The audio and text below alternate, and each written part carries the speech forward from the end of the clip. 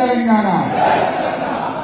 గౌరవనీయులు సభాధ్యక్షత వహిస్తున్న మన జిల్లా పార్టీ అధ్యక్షులు శాసన మండలి సభ్యులు మిత్రులు తాతా మధు గారికి,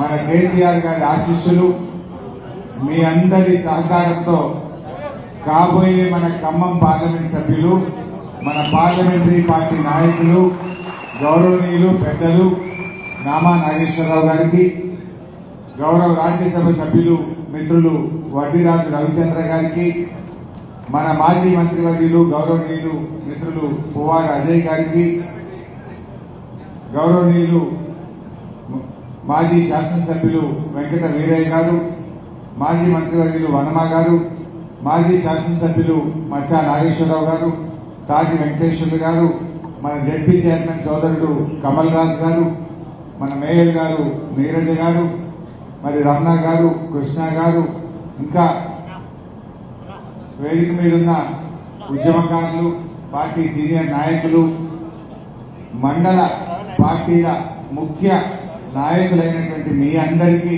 పేరు పేరున శిరస్సు వంచి నమస్కారం తెలియజేస్తున్నాను. మా ఖమ్మం జర్నలిస్టులకు కూడా నమస్కారం తెలియజేస్తూ, ఇవాళ మా జర్నలిస్టు కూడా ఆలోచించాలి ఏమైపోతుంది ఖమ్మం.